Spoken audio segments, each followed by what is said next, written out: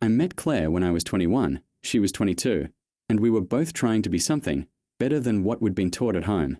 We met at a late-night study group for an elective class, a stupid class, on paper, but it became ours. She had a laugh that splintered the quiet room.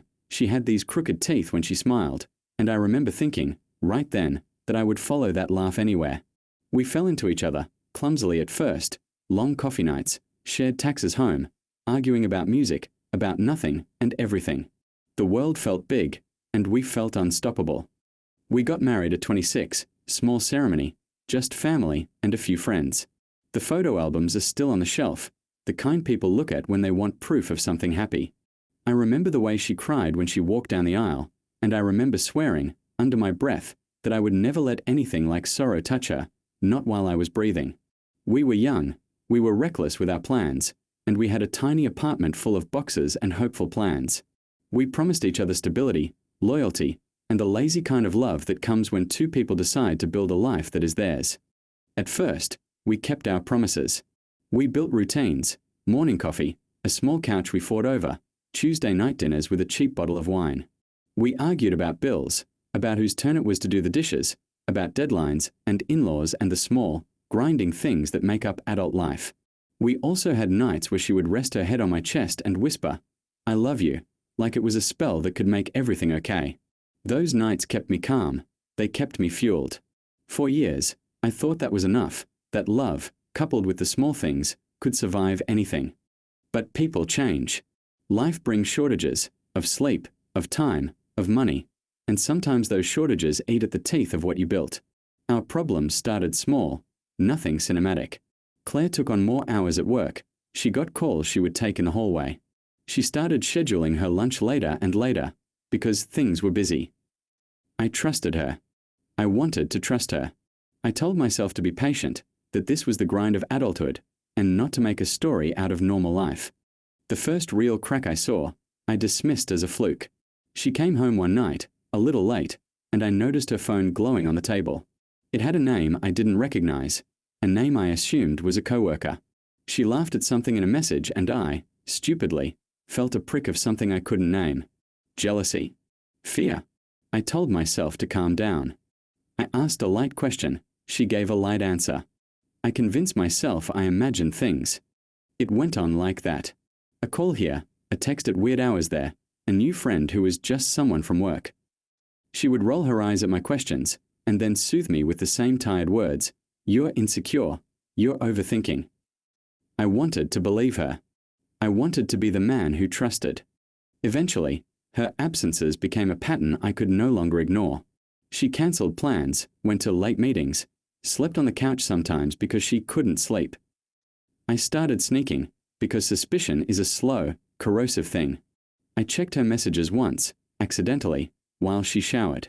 I saw flirtatious lines, little jokes, a nickname she used that was not mine. I closed the messages and tried to breathe. I left it alone for a week, and then another week, and then I began to notice that the world had shifted, and I didn't know when I had lost the map. On a morning that I still replay like a broken reel, I found her message threads, not a single exchange, but a web of conversations, a pattern, months of tiny betrayals. I remember the way the sunlight fell through the blinds, making stripes across the bed, and how everything looked more ordinary than possible. A coffee mug on the nightstand, a pair of socks on the floor, the blue shirt she wore last week hung over the chair. I remember how sound distorted, how the hum of the refrigerator turned into a roar. There was no dramatic film score, no ominous silence, just the humming, and my hands, and the screen, and the words that felt like knives. I confronted her that day.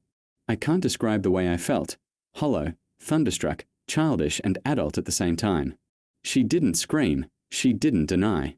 She looked at me, like I was a scene she was watching unfold, and said, "Yes, it happened." Not an apology, not an attempt to salvage. Just a flat admission, like giving someone the time of day. She didn't even look ashamed.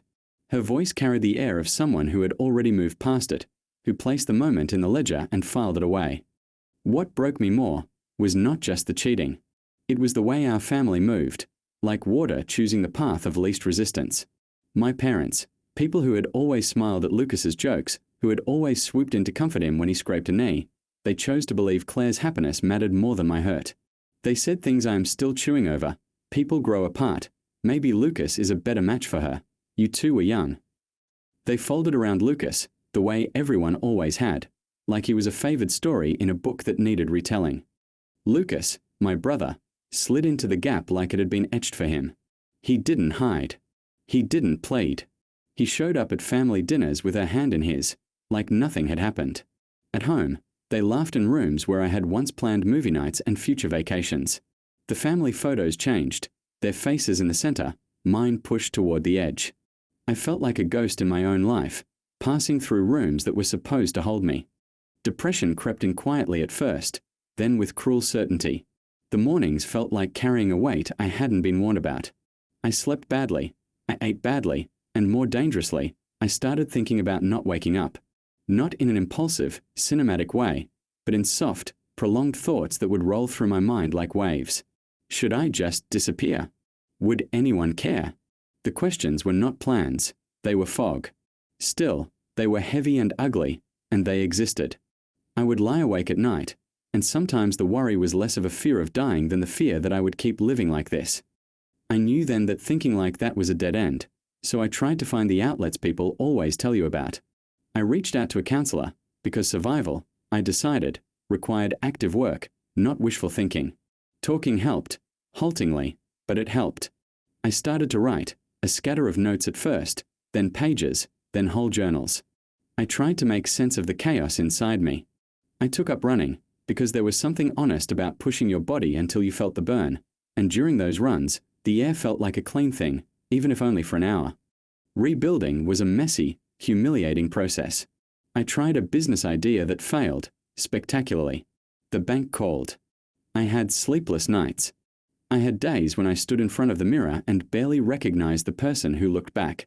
I flinched at anniversaries, at places that held echoes. I signed up for classes to learn things I felt I should have known years ago. I worked at jobs I had once looked down on. And slowly, very slowly, a little thicket of steady things started to take root. I won't lie and say I was noble about it. I wanted revenge sometimes, a private retribution. I imagined exposing them, dragging their faces through shame. But cruelty was not freedom. It only chained me to the hurt. Instead, after the first raw years, I chose something that felt like vengeance of a higher order. I chose to outlive that chapter, to build a life that would not require them to look backwards and feel anything but curiosity. And life answered, in small, stubborn ways. I met people who did not know about my past and loved me anyway, for the quiet parts one had hidden. I met Sarah at a bookshop, a small, ridiculous place where a stack of dusty novels became a pretext for conversation. She was not flashy. She wasn't the kind who made a scene. She smiled with her eyes. She listened. She asked questions I would answer even if I didn't want to. With her, trust felt possible again, though fragile. We didn't rush. We moved like two cautious animals in a new room. She held my past, not with judgment, but as a scar that told where I had been, not who I had to be. We married in a backyard, under a small string of lights, with a handful of friends who had stuck by me. No album on the shelf was grand, but it felt honest. We had a daughter, and then a son, and those small voices calling me Dad pulled me out of nights when the old grief tried to resurface. There were days when the pain still cut through, sharp as a fresh winter wind. But those days were less frequent, and not as deep. The wound was still there, but it had calloused, shaped by time and work and love. Years after the betrayal, I was invited, not by choice, but by the polite cruelness of family obligations, to an extended family gathering. I hesitated, but Sarah insisted. She said there would be cousins to see, and my parents were asking.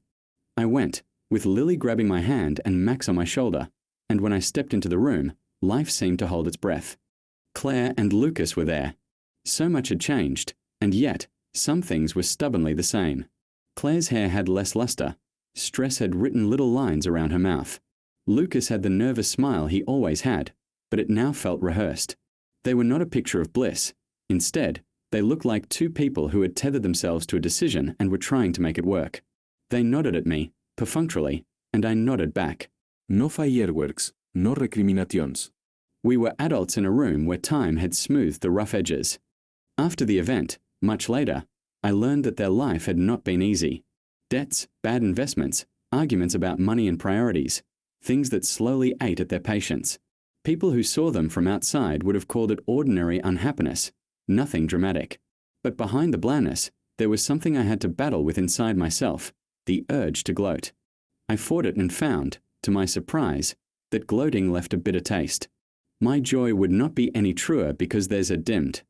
Claire never apologized. She never denied what she had done, and in some ways that was worse than denials and fights. She told people, casually, that she was glad it had happened, because she had finally gotten what she wanted. I heard it like a laugh in a room that once held a home. There was no regret coming from her mouth, only a weary cheerfulness, as if revealing the fracture had been a liberation for her, and I had been the last person to know I had been set free. I think the cruelty of that, being told explicitly that your pain was not only tolerated, but instrumental to someone else's happiness, is a particular kind of wound. It hangs in the air, a stink you cannot wipe away. For a while after that, the old questions came back, prowling. Had I been a fool? Had I missed the signs earlier? What about my own choices? I set those questions down like stones on a path, and kept walking. Healing is not linear. There were setbacks, and nights when the old emptiness returned, uninvited. But there were also milestones, a job that lasted, a small business that turned a slow profit, Lily's first day at school, Max's lopsided drawings of our house.